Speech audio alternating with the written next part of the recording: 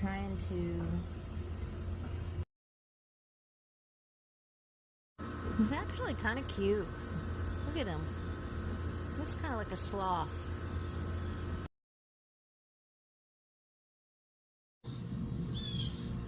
Look at the color in that part of his wing.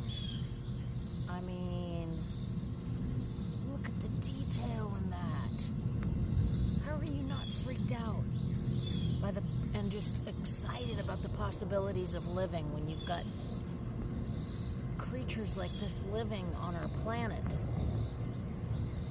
Unbelievable. You need out of this container? All right, hold on.